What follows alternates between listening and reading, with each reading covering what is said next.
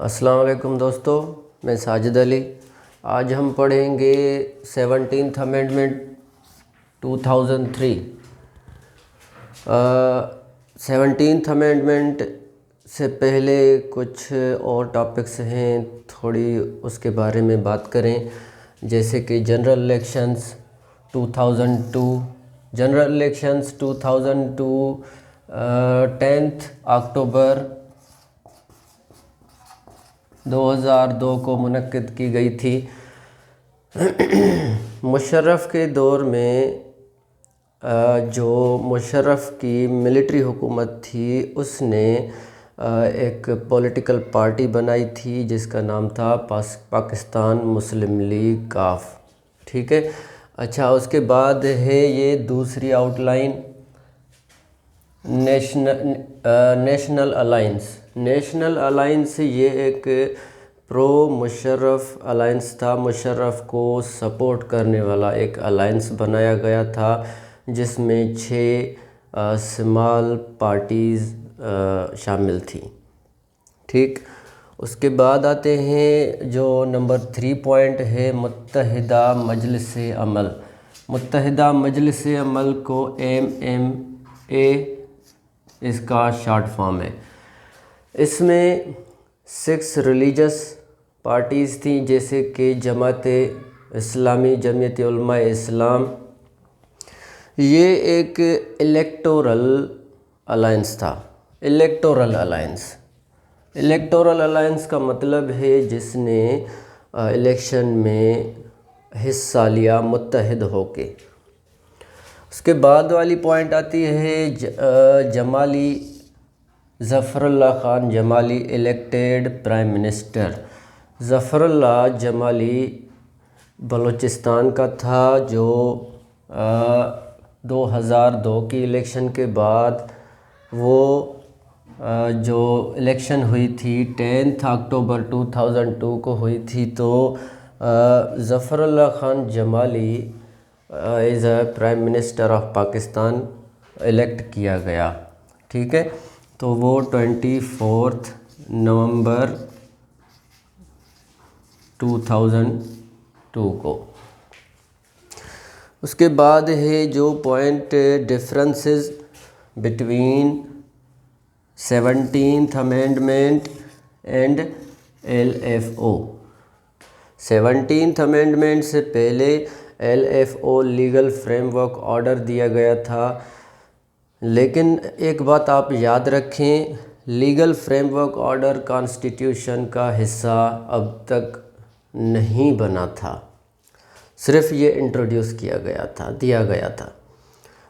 LFO में total 29 articles को amend किया गया था या डिलीट या तो उसको मतलब उसमें चेंजेस लाई गई थी। कितने? 29 आर्टिकल्स, या तो कुछ नई बातें कॉन्स्टिट्यूशन में ऐड की गई थी। तो ये कुछ मैंने आर्टिकल्स यहाँ पर लिखे हैं जो 17th अमेंडमेंट में फिर उसको ऐड नहीं किया गया। सिंपल मिसाल मैं आपको दूं, 29 आर्टिकल में से टोटल जो है 9 आर्टिकल्स, कितने? 9 आर्टिकल्स को 17th अमेंडमेंट में ऐड किया गया था। ठीक। अच्छा, तो 17, 17, 51, 59, 62, 63, 63A, 70, 71, 73, 75, 101, 140A, 199, 203C, 29, 218, 224, 260 and 270C। ये टोटल कुल मिला के 20 आर्टिकल्स हैं। ये पहले तो LFO में ऐड किए गए थे। उसके बाद जैसे ही 17th अमेंडमेंट पेश की गई तो 17th अमेंडमेंट में इनको ऐड नहीं किया गया। ठीक, इनको टच नहीं किया गया। अब आते हैं 17th अमेंडमेंट, जो हमारा मेन टॉपिक है। 17th अमेंडमेंट 2003 में इंट्रोड्यूस की गई थी। अच्छा, उसकी थोड़ी सी हिस्ट्री पहले तो हम डिस्कस करें तो 26 दिसंबर को 2003 को ये bill 27th amendment bill national assembly में पेश किया गया था।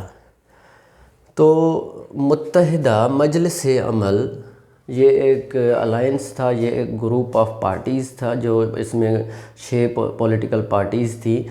तो इस पार्टीज़ ने, जो इस अलायंस ने, MMA ने एतराज़ किया। उसके अलावा पाकिस्तान पीपल्स पार्टी ने भी एतराज़ किया इस पर कि जो 17th अमेंडमेंट है उसमें चेंजेस लाई जाएं।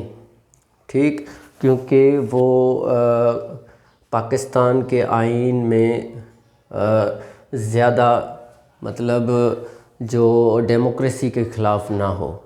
अच्छा, उसके बाद फाइनली 27 दिसंबर को फिर ये डिस्कस के बाद फिर से ये नेशनल असेंबली में पेश किया गया। 27 दिसंबर के बाद 19 दिसंबर 2003 को नेशनल असेंबली में ये पास हुआ। मतलब अब हम कहें तो 242 वोट्स हैं तो 200 और 342 हैं तो 248 वोट इसकी फेवर में आई। ठीक, अब अच्छा, उसके बाद जो सेनेट है, सेनेट में ये पास हुआ है 30 दिसंबर 2003 को, ये सेनेट में पास हुआ है। अच्छा, उसके बाद आते हैं उसके बाद ये जो नेशनल असेंबली में, सेनेट में जैसे ही ये पास हुआ, पहले था ये बिल 17th अमेंडमेंट बिल। अब जैसे ही ये पार्लियामेंट में पास हुआ तो ये एक एक्ट बन गया, मतलब एक अमेंडमेंट बन गई। अच्छा, अब ये कानून कॉन्स्टिट्यूशन का एक हिस्सा बन गया।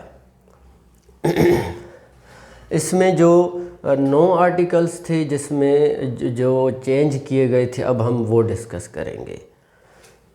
पहला जो आर्टिकल नंबर 1 पॉइंट है, आर्टिकल नंबर 41, आर्टिकल नंबर 41, जिसमें इलेक्शन ऑफ प्रेसिडेंट के बारे में कहा गया है, उसमें कुछ चेंजेस लाई गई। ठीक, अच्छा, उसके बाद है नंबर 2 पर जो है आर्टिकल 58।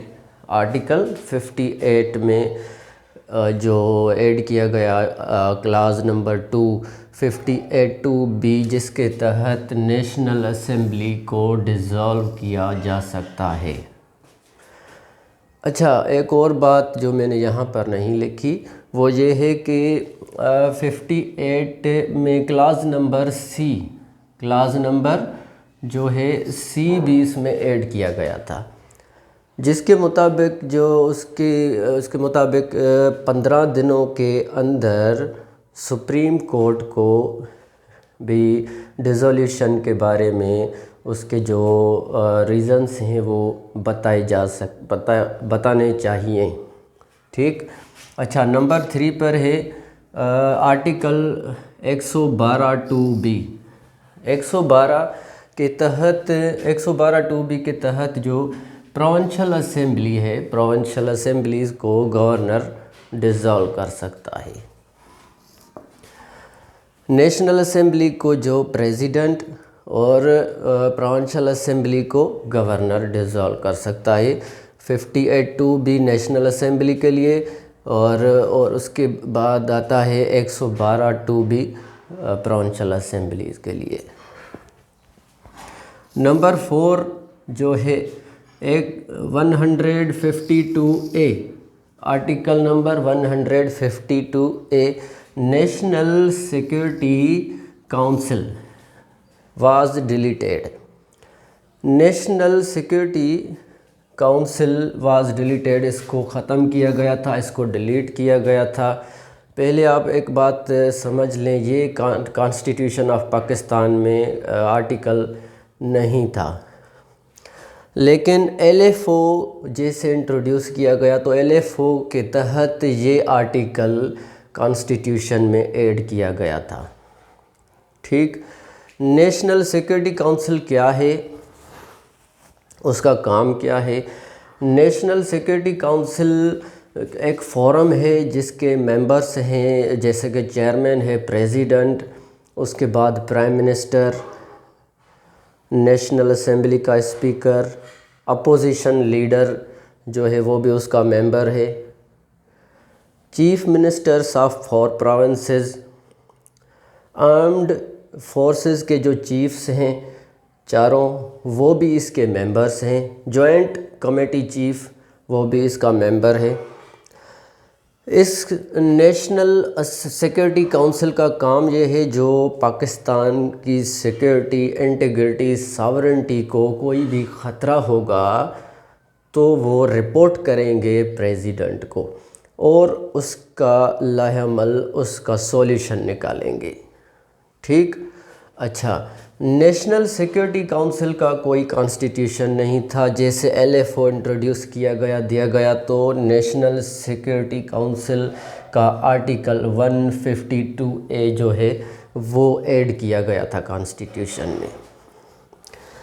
17th अमेंडमेंट जैसे दी गई तो उसके तहत ये 152A article national security council का ख़त्म किया गया। अब उसके बाद आते हैं ये 2004 में, कब? 2004 19 अप्रैल को फिर से रीइंट्रोड्यूस किया गया पाकिस्तान में। 2004 को फिर से ये रीइंट्रोड्यूस किया गया था। अच्छा, अब आते हैं उसके बाद नंबर 5 पर जो है 179 आर्टिकल, 179 आर्टिकल में चेंजेस लाई गई, जिसके तहत सुप्रीम कोर्ट के जज की जो एज है 3 साल एक्सटेंड की गई। जैसे कि उसकी रिटायरमेंट एज थी 65, तो उसको 68 तक पहुंचाया गया। अब उसके बाद है नंबर 6 पे 195 article, retirement age of high court जजेस। हाई कोर्ट के जो जजेस थे उनकी एज थी 62, तो अब 17th अमेंडमेंट के तहत उनकी एज हो गई 65। एक बात अब थोड़ी सी यहाँ डिस्कस करें कि इस चेंजेस के बाद, इन दोनों आर्टिकल में चेंजेस के बाद, सुप्रीम कोर्ट के 2 जजेस, लाहौर हाई कोर्ट के, अच्छा, सुप्रीम कोर्ट के 3 जजेस, लाहौर हाई कोर्ट के 2 जजेस, पेशावर हाई कोर्ट के जो एक जज था, सिंध हाई कोर्ट के 4 जजेस थे, उनको एक्सटेंशन दिया गया था। ठीक है, अच्छा, अब आते हैं नंबर 7 पे 268 आर्टिकल, जो लिस्ट इनेक्ट्समेंट्स, जो कानून, मतलब जो ऑर्डिनेंस, जो ऑर्डर्स वगैरह होंगे नेशनल असेंबली में डिस्कस नहीं किए जा सकते, ना ही अमेंड किए जा सकते हैं जब तक प्रेसिडेंट अप्रूवल ना दे, इजाज़त ना दे। किसके तहत? 262 आर्टिकल में जो चेंजेस लाई गई थी। ठीक, नंबर 8 पर आते हैं 270A। ये आर्टिकल, इसमें भी जो चेंजेस लाई गई, all orders, appointments, proceedings, acts from 12 October 1999 have also been validated।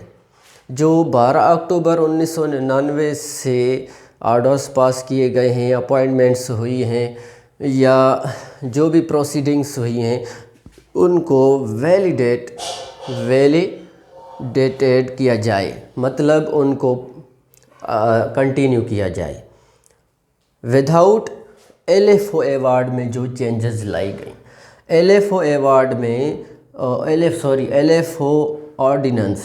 LFO ordinance जो ऑर्डर था, LFO ऑर्डर था जो, उसमें पहले तो 29 आर्टिकल्स में चेंजेस लाई गई थी। 17th अमेंडमेंट में जो 20 आर्टिकल्स थे उनको मतलब टच नहीं किया गया था।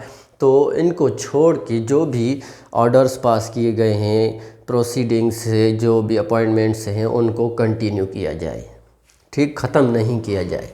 अब लास्ट जो 9 नंबर पे है तो 243 article command of armed forces. President जो है अपॉइंट कर सकता है chief of army, chief of naval, air force, जो चीफ्स ऑफ आर्म्ड फोर्सेस हैं उनको on the advice of prime minister, ठीक है। तो उसमें भी चेंजेस लाई गई और प्रेसिडेंट को पावर्स ज़्यादा दिए गए थे, ठीक। अब आते हैं फाइनल जो कंक्लूजन है। तो जो आर्टिकल्स 17th अमेंडमेंट में ऐड किए गए कितने थे? 9। नंबर 1, 2, 3, 4, 5, 6, 7, 8, 9। ये जो 9 आर्टिकल्स मैंने अलग अलग से आपको डिफ़ाइन करके बताए, इंशाल्लाह आपको समझ में आ गए होंगे। इसमें जो थोड़ी बहुत चेंजेस लाई गई थी तो ये भी इंशाल्लाह आपको समझ में आ गई होगी। और उसके अलावा जुडिशरी के बारे में, एज के बारे में। अच्छा, उसके बाद आते हैं LFO के बारे में। तो LFO में टोटल 29 आर्टिकल्स थे, उसमें से 20 आर्टिकल को टच नहीं किया गया, ठीक, उनको उनमें से चेंजिंग्स नहीं लाई गई थी। LFO कॉन्स्टिट्यूशन का पार्ट अभी तक नहीं बना था। अच्छा, उसके बाद आते हैं ज़फ़रुल्लाह जमाली जो था वो 24 नवंबर को वो प्राइम मिनिस्टर बना था। ये जो अलाइंसेस थे उनके बारे में डिस्कस किया, या जनरल इलेक्शंस जो हुई थी 2002 को, उसके बारे में भी डिस्कस किया। इंशाल्लाह आपको समझ में आ गया होगा। Thank you so much. Okay, अल्लाह हाफ़िज़।